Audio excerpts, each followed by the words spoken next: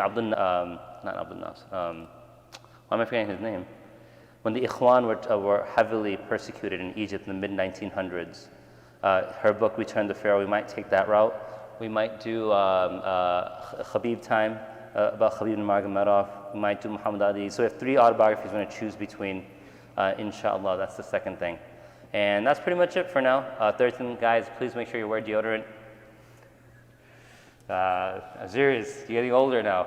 You might not recognize it. You don't smell, I'm telling you right now, but this is as a precursor for upcoming weeks when it gets hotter. Make sure. I actually showered and stuff before I came here, which I regret now, but so just make sure, because we want to come in, we don't want to smell and stink up the masjid. What's up, Superman? Can you go over there? Where do you want to go? Okay, go. Okay, I need to begin. Bismillah wa salatu wa salam ala rasulillah wa ala alihi wa sahbihi wa man wala. Talk about something. Okay, what are you going to talk about? Go to the shoes are and drink some water for your Oreos, okay? Now, we came last week to where Malcolm was caught. We got pretty much almost the point where he was caught. We spoke about him getting out of the draft, about specifically how that secretary was acting towards him, making it seem like he was, I'm not one of them, I'm a good black woman, etc. And these are the types of things that we want to learn our lessons from, and not be like those individuals who sell each other short or sell each other out for the sake of, public acceptance. So now we get into the chapter when he actually gets caught. And I'm skipping a lot. I'm skipping what happens with West Indian Archie and how it's claimed that Malcolm cheated. Just a side note about that. Malcolm, West Indian Archie blamed him for cheating. And as a result of cheating and gambling, basically stealing money from West Indian Archie. West Indian Archie was a friend of Malcolm. He ran a lot of the underground gambling, and Malcolm won a ton of money. So West Indian Archie, what he did, and the reason I'm mentioning this, I'll share with you shortly, is basically he confronted Malcolm. And Malcolm that day knew he was going to die. Like, he's going to find me, he's going to kill me, that's it. And so basically, he sort of just got really high and really drunk. And when West Indian Archie came to him in the bar, West Indian Archie's bodyguards came with him as well. And long story short, what happened was he didn't shoot and kill Malcolm. Rather, he made a really big scene, and his bodyguards held him back. And Malcolm, so what he did was he let everyone see, you can't get away with cheating me. I'm going to kill this guy. But because he liked Malcolm, he had his bodyguards hold him back, so he wasn't able to kill him. Let's say Hisham and I are going to fight, okay? And I don't want to fight Hisham. I know he's going to beat me up. So I tell Huzaifa, hey, I'm going to step up, but you got to hold me back so I don't so I'm what? And I'm hold me back. So I'm looking you know how NBA basketball players do. They're all they want to fight, but they really don't because they can't punch. You see them do this and this, they can't punch, but they're trying to act tough. So West Indian Archie, what he did was he tried to act tough so everyone sees you can't cheat him, but so you can preserve Malcolm's life. Now there's 3 lessons to learn from here. The first thing Malcolm mentions is that he should have died that day. And Malcolm said there's many times in his life that he should have died, but he saw Allah preserved him. And we spoke about this the second week when we had our session starting. That Allah many times in your life has preserved you and you don't even know it. A close accident that just barely missed, you just barely missed dying. Maybe something happened you don't even know about. Hamna, Khadija, Anas, you have to be over there. Okay, thank you, over there. Maybe you don't even realize it, but you missed the bus for school, or you missed the train, and that train got into an accident later. You didn't even realize it. I have a friend who that happened to. Something, you avoided death or destruction. Allah saved you. So Malcolm, he says, I saw later, not time done, okay? Not time done. No. Okay, let me just call Mama. Okay. Okay, thank you. Okay, so Malcolm, he said later in life he realized that Allah preserved him. But immediately when he survived this, he spent the night getting even more drunk, more high, etc. Which is, the first point is recognize that Allah preserves you and saves you from a lot of problems for greatness for you, not for harm for you. So anytime you've ever been saved from some destruction, think, how can I become a greater asset to the community? Second thing, Malcolm prepared for death that day by getting high, getting drunk, and other things I don't want to mention right now, because this is his last day on earth. And for the believer, we should think to ourselves, if I were going to die tonight, if I knew 9:58 p.m. tonight I'm going to die, how will I treat it from 12:51 to 9:58? These next 9 hours and 8 minutes, how will I treat it? Most of us are going to push ourselves to do good because we know it's the last moments of our lives. But Malcolm didn't do that. And later he had a lot of regret and remorse for it. But we should always recognize we don't know when we're going to die. Just because you're 12, 14, 15, 16, you can die tonight. I've had a roommate who died in my arms at 21 while I was doing CPR on him. I had the captain of my wrestling team, Adrian, he died senior year. Just got out of bed, went to get water, heart failed, he died. We found out later he had congenital heart disease, which his mom also died of when she was younger, when she was married, obviously, but she died young. But who would have expected Adrian, buff, really fit individual, to die? But he did.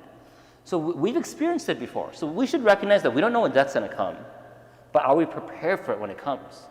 And when people get this, they misunderstand this. For believers, we remember death, but we're not emo, we're not goth, walking on all black and black fingernails and black lipstick and I hate my life. That's not what it means.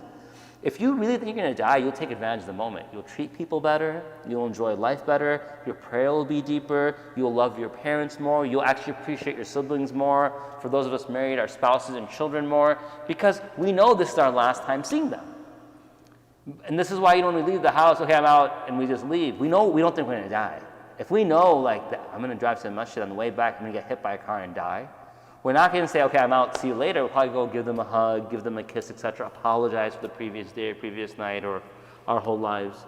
So Malcolm recognized also that the way he sort of celebrated his escape from death was not befitting either. So those are 3 lessons. Anyway, let's move on. So what happens to Malcolm? I described last week how he goes home to home to home to begin to take the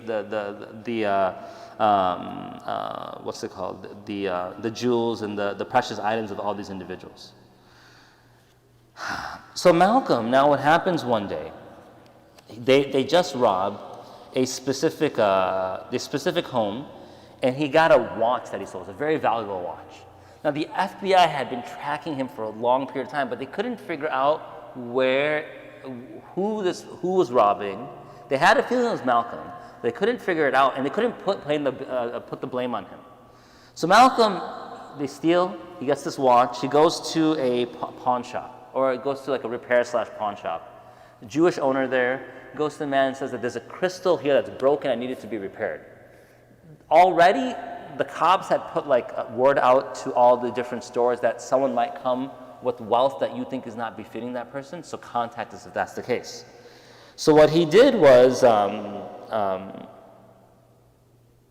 man, that reminds me of another incident right before this, where he almost dies again.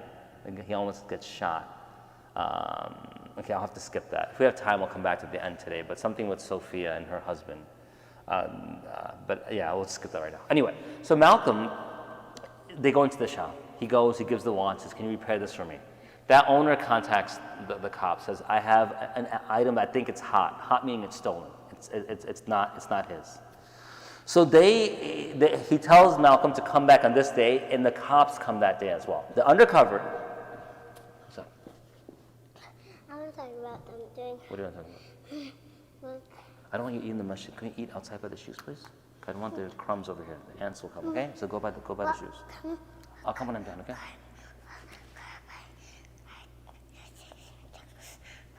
Yeah, after this, yeah. No problem. So Malcolm, what he does is he's told to come back this day, and as he walks in, he mentions about himself that a gun was always part of my dress. Unless I'm playing with you guys outside, you'll never see me without a kufi. I'll always be wearing a kufi, even if I'm working out. And if I had I have a play kufi, I just didn't pack with me. Normally I wear that when I play anyway. So you almost never see me without a kufi. Malcolm, you'll never see him without a gun. Always is strapped. He'll either keep it in his holster, he'll keep it in his back, right in the hemming over here. There's a few places where he would keep it. So mostly he kept it in the shoulder holster under his coat. So now he comes into the shop. Everyone in Boston had been warned that there might be someone coming in with an item that might be stolen. Contact us right away.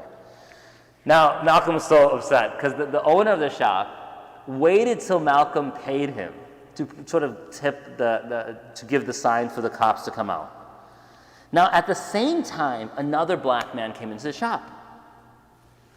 The owner gave the signal. An undercover cop, plain clothes, with his hand in his pocket, came up to Malcom. And he told him, step into the back. So just as that happened, and Malcom had to step towards the back, another black man walks in, and the cop turns to that person. Now that person he was actually military. He just came in, innocent bystander, just wants to shop. This detective over here thinks that he's with Malcom. So he turns his full attention there. Now you don't turn, like let's say, you know how he's here? They just walk in. If I'm the cop, I take a step back and look at both of them. If I turn my attention completely at them, what could he do? He could shoot me in the back. And so Malcom, you're not gonna shoot me, are you? You gonna shoot me? No? Okay, good. So Malcom, oh, you got me. Guys, you all got me. Can you guys go back there? Thank you. So, you got me. Okay, thank you. Can you go back? Thanks. So now Malcom, what he does is he has this chance. He can pull out his gun, kill the detective, and run for it. And Malcom said, even today, I don't know why. Allah made me do it. He said, I didn't try to shoot him. He said, today I believe that Allah was with me even then. I didn't try to shoot him, and that saved my life. So what he did was he tapped that cop who turned away from him. He pulled open his coat and he pointed towards his gun. He said, here, take this. And the cop's jaw just dropped. The detective's jaw just dropped. At that very moment, there was two other detectives hidden in the back. They came out. And Malcom said, if I reached for my holster and I pulled it out to kill him, they would have shot me dead at that moment. But at that moment, Allah, for some reason, made me not do this. It saved my life. Now, a couple lessons to learn here. Number one, actions in life. Allah subhanahu wa ta'ala saves us from a lot. We've covered that. But number two, I want you guys to think for this moment, for this for a moment, that we don't know what goodness we can do for someone else, but there will always be appreciation. Malcom says, even to this day, he feels that the reason why he got off lighter, or they didn't treat him badly, was because that detective, his name is Detective Slack, pretty much put a good word for them and said, hey guys, treat him well. Because he could have taken me out. I made a rookie mistake turning away, and he didn't. So be good to him. And so that same regard, in that same regard, Malcom, for all of us, we should note that no good deed will ever go unrewarded. You might do something small. You might pick up someone's cell phone they dropped and hand it back to them. You might return a wallet to someone. You might just let someone cut you in line, to the water fountain as you're drinking water. Don't think those things will go unappreciated. In this world, it's often repaid, but the hereafter, it's often repaid as well. It's definitely repaid. So Malcom now, he's brought in. They catch him. They catch Sophie. They catch the other girl whose name I don't remember, and they call Shorty. They got these four. Sammy escapes. They couldn't find him. And they bring him in front of the judge. Now, it's their first offense. Now, Malcom has stolen before and did a lot of illegal things before, but it's their first offense that they were busted for. First offense, a couple years, a slap on the wrist. That's all that should happen. Now, listen what happens. He says, first of all, Malcom says, I've thought 1,000 times, I guess, about how I so narrowly escaped death twice that day. That's why I believe that everything is written. The cops found the apartment loaded with evidence, fur coats, some jewelry, other small stuff, plus the tools of our trade, a jimmy, a lockpick, glass cutter, screwdrivers, pencil beams, flashlights, false keys, and my arsenal of guns, etc., etc., etc. So they found everything. They busted them, they went into their home, they busted it, they got everything now. Malcom's taken in. They set bail at $10,000. $10,000 for a petty, it wasn't armed robbery, it was just theft. And that's $10,000 that time. That would be well over $100,000 today. So as it is, Malcom he can tell that they are completely making it worse for him because he's black. And here's the proof now. The social workers worked on this. White women in league with Negroes was their main obsession. They said the girls weren't so-called tramps or trash. They were well-to-do middle-class whites. That bothered the social workers and the forces of the law more than anything else. How, when, where had I met them? Nobody wanted to know anything at all about the robberies. All they could see was that we had taken the white man's woman. So what was their actual crime? Theft. What are they being held accountable for? You were with white women? You black men were with white women? And this shows the racial tensions and the social situation at that time. The actual crime, they didn't even mention. In fact, I'll show you, because he says, the court clerks and the bailiffs said something, nice white girls with these, I'm going to put it nicely, gosh darn Negroes. That's not the words they use. They use other words. You can use your imagination.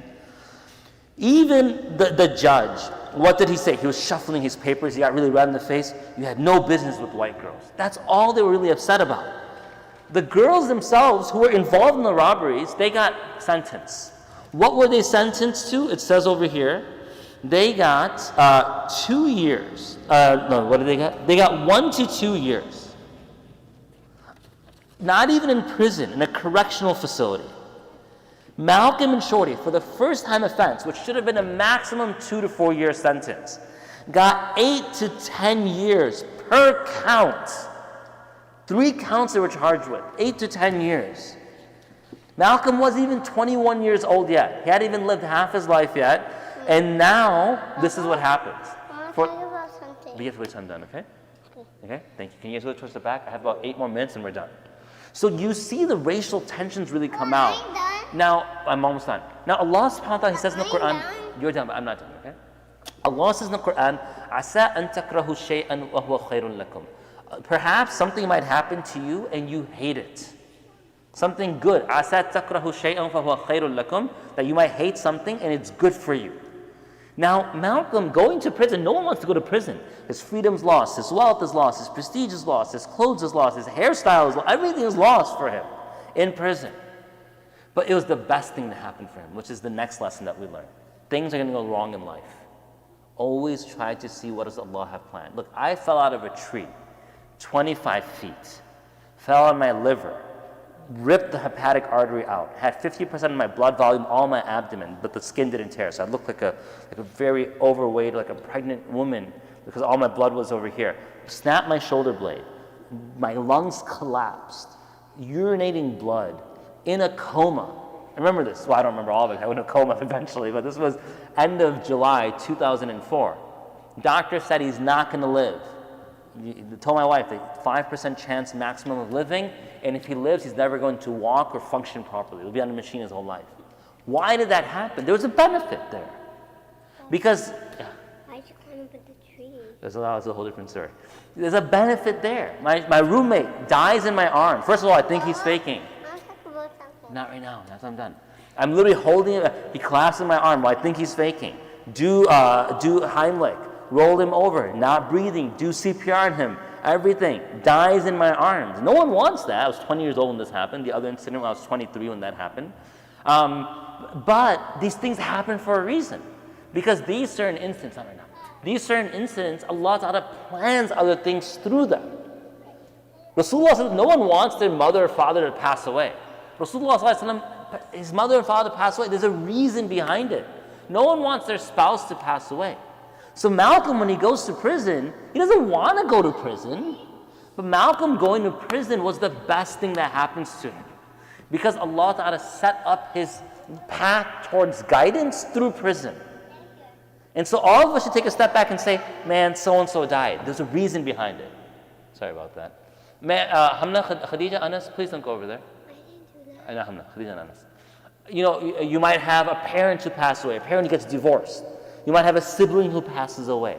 There's a reason behind it. You might have been kicked out of your school. There's a reason behind it. These things, Allah Ta'ala has them happen for a reason. So for Malcom to go to prison, should have received a slap on the wrist, 2 years, 4... Anas, no. Anas, off. Anas. Please don't behave badly. Anas. Okay, Anas, I'm calling Mama now. I'm going to ask her to pick you up. Please don't, okay? I'm going to take my phone out now. I'm putting it by me. I'm going to ask Mama to pick you up if you continue this. Over there. Thank you. Okay, so Malcom, he should have gotten 2 years. Slap on the wrist. It was just a petty theft in the end. I forget, he did have an arsenal of weaponry and guns, but that's not what he was charged for. Again, it was all about, shouldn't have, these white girls you had no business with these white girls, as the judge kept repeating. Put in a prison, 8 to 10, count 1, 8 to 10 years, count 2, 8 to 10 years, count 3, 8 to 10 years. Constantly, just that's it. His life is going to be ruined. But Allah put guidance through prison. So when things go wrong, always take a step back. Do you think the Prophet wanted to be kicked out of Medina? Out of Mecca? Do you think he didn't? Do you think he wanted? Of course not. When he was forced to leave Mecca to Mukarramah, he walked on top of a hill, he looked at the Kaaba and he began to speak to the Kaaba. And he told the Kaaba that had it not been for these people pushing me away, I would never have left you. That's not what he wanted, but Allah Ta'ala had it happen for a reason. Ibrahim radiallahu anhu, his son, is dying in his arms as his lungs are failing him because he had gotten this condition where he had inhaled soot and his lungs had become like miner's lungs. And he couldn't breathe anymore. And the Prophet looked at him, he's crying. He said, Inna bifaraqika lamahzunun. That with your departure, your death, we're going to be very sad. But there was a reason behind it. Because can you imagine if the son of a prophet survives? Then people might begin to say, now he's the next prophet, or elevate his status, etc. in a way it shouldn't have been. So Allah has tragedies happen for a reason, but in this world you'll see good from it, and if not in the hereafter you'll see good from it. So Malcom goes to prison. In prison, remember Ella, like a chapter 2 again, his sister was like, I didn't realize how atheist you became. He became worse in prison. Every foul word you can think of, he would use it. Every insult and curse against God that you could think of, he would put it out. Every type of drug that he could, because like a lot of families would send him money in prison to take care of some needs. He would buy any drugs he could. He already was into cocaine prior to jail, as he mentions himself, marijuana prior to jail, alcohol. He was also into this. In jail now, you need an escape. So he was getting heavily involved. And he became so over the edge that he got a nickname in prison. Anyone know what his nickname was in prison? Khadija, Anas, you're doing a good job, but can you just do it in the back, please? Just not over here. Good job. What was his nickname in prison? Anyone know?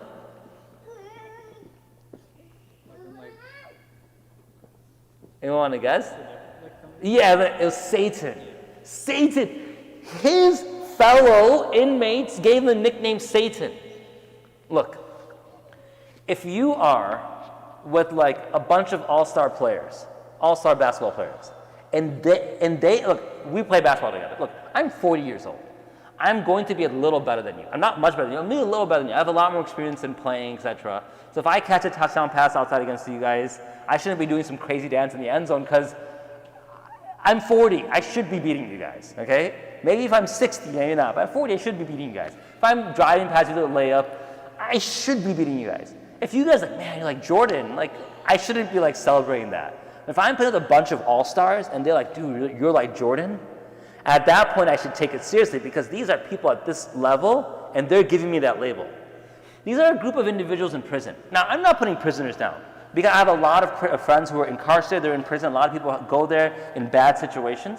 A lot of people go there in situations in which they were dealt with unfairly. And some people, it was a bad time in their life. So we're not going to put a big blanket statement on everyone there. But some people there, because from the friends I've had in prison, also shared some experience with me, which I cannot share with you, because one, there's women online.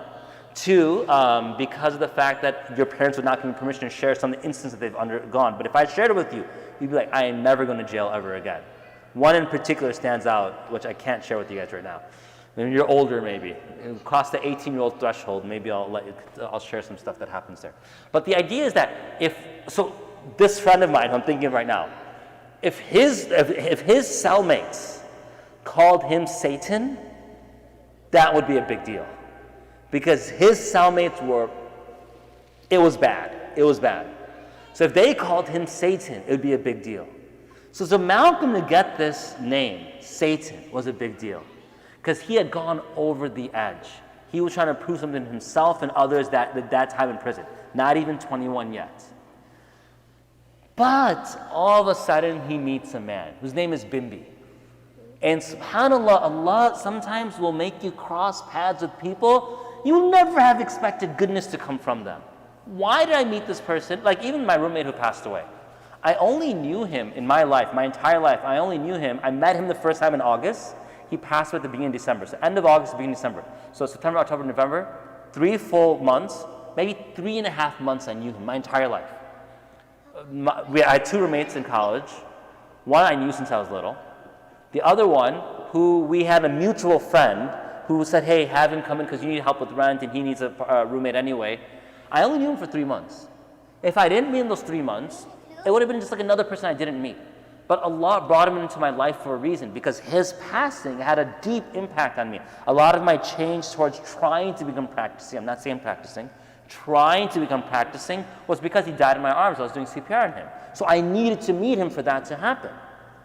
So you will meet people, and you might not recognize, but you will have an impact and influence on people that will change your life. In that same way, you will meet people, and you might not recognize it, but you could change their life with the slightest interaction. You might... That happened the same thing when I met my friend. Oh, okay, cool, good. You might, someone's on the side of the road. Like, do you guys know what MMA is? Mixed martial arts. I'm not saying to do it, okay? So you know who George St. Pierre is? Okay. So George St. Pierre, he's 28-2. He beat everyone he ever fought. 2 people he lost to, Matt Hughes and Matt Serra. He ended up beating them both, and he was one of the best fighters in history. Again, I'm not sanctioning the sport. I'm not saying it's right or wrong, etc. I happen to do jiu-jitsu, kickboxing, boxing, wrestling. I'm into those type of things. I don't compete. I just do it. So he has an interesting story. And I'll end with this story, and we'll talk about his meeting with Bimbi next week, inshallah. Oh wait, next week is the Dar es-Salaam retreat. Are we going to cancel for that? Okay, this is what I'm going to ask you guys to do. When I leave, I always leave a couple minutes early to go pick up my kids for prayer.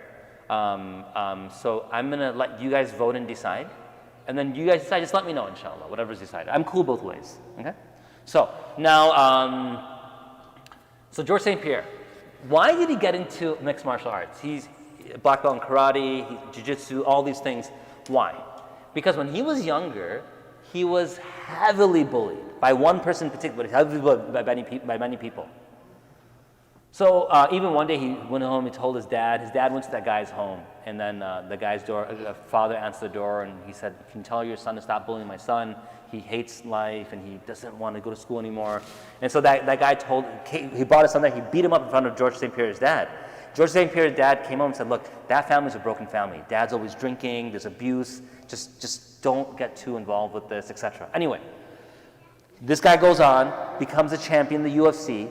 On the way home one day, he sees a guy on the side of the road. The guy comes to his window and says he needs some money.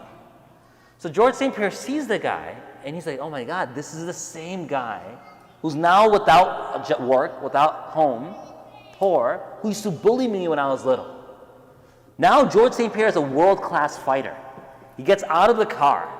That guy sees, oh my God, it's George St. Pierre. Not just world-class fighter, but the guy I used to bully when he was younger, and now this guy knows how to fight. Like, this is the time where they can make everything even. Like, remember what you did to me? Welcome to my world right now. Like, totally make it even. What does George St. Pierre do? He goes to him and says, what? This is you? What happened to you? You were so full of confidence, so tall, so handsome, so strong. You were well-spoken. Everyone loved you. You were so popular. What happened to you? He said, no, man, I fell in tough times. Like, look, I never want to see you begging again. And George St. Pierre took all the money he had with him on that day, which he didn't share how much it was, took all the wealth he had on that day and said, take this. I never want to see you begging again. A few months later, George St. Pierre's parents called him.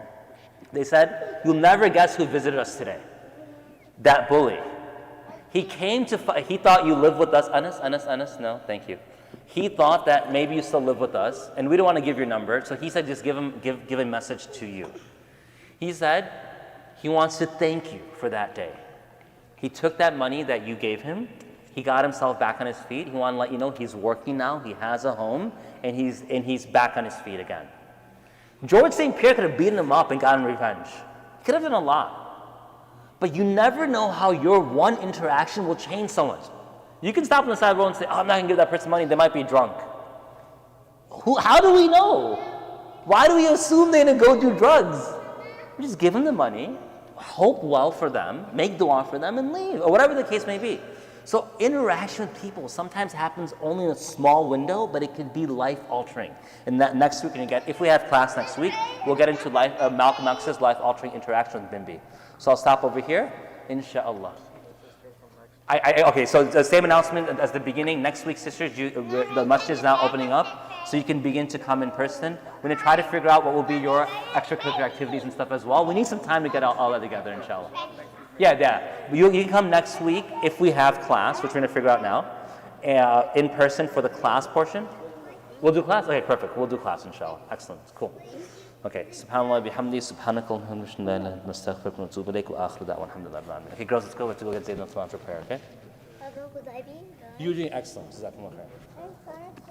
You did well as well, okay? It's only a moment, guys. Those knees are still...